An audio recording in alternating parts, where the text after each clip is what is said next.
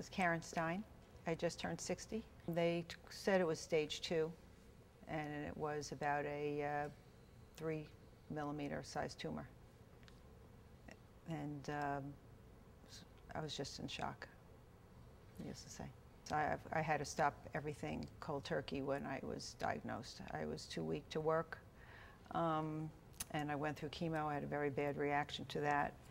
And in between, my girlfriends think I'm crazy, but I had just started an infant clothing company with accessories, and I would try to program a trade show around my surgeries around trade shows. And I'm still doing it. I had gone for my yearly mammogram, which I was very, on the calendar was the date, and I called every year. No reason other than I was just tuned into doing that. 5 weeks goes by, and I get a phone call saying from the hospital where they did the mammogram, please come in because your films are cloudy. So they said, oh, no, you just come in and we will just take the films. I'm sure it's nothing. So I said, okay, and I went into the mammogram center, and they took the films, and I said, while I'm here, I felt a little lump on the right side, which I had not felt before in washing myself, and can you look at that? So they said, fine, and they took the film of the right side, and like all of a sudden everyone, bells and whistles are going off. People are coming out of the woodwork saying, oh, you have to have an ultrasound, oh, we have to go in this room, oh, you got to go in that room. And of course my heart's beating, and I'm worried and I'm panicked. I had the biopsy on Monday, and on Thursday of the same week I was called on the telephone and told I had breast cancer.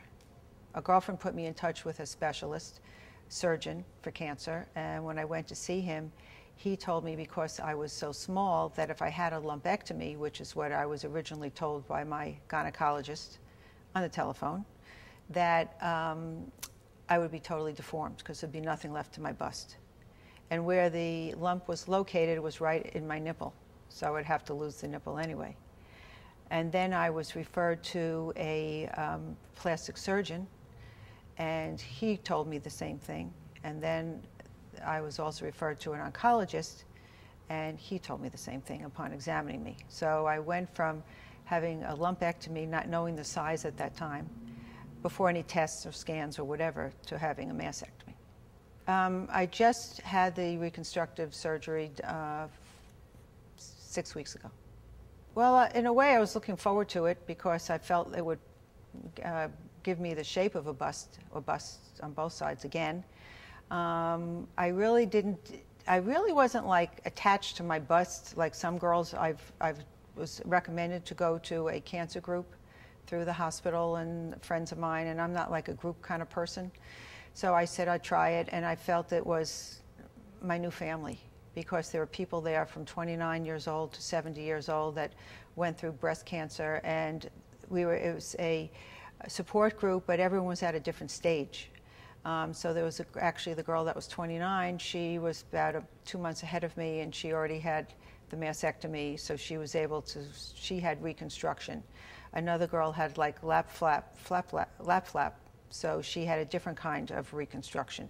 So we were all able to tell each other things, even to wear like a cotton cap before you put your wig on. And these are the things no doctors would tell you. My plastic surgeon spoke to the general cancer surgeon and told him what he needed and what he required in order to do a surgery that was as little scarring as possible.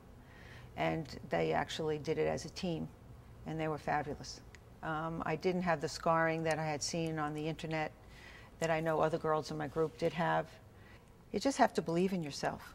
And you just have to get strength from something, whatever that is, from within or a family member, a pet. I would say to make your life as uncomplicated as possible, if that is possible. Whatever aggravates you, get rid of it. Whatever frustrates you, get rid of it, and not analyze everything. Just try to make the picture in your mind as clear as possible, and just move forward.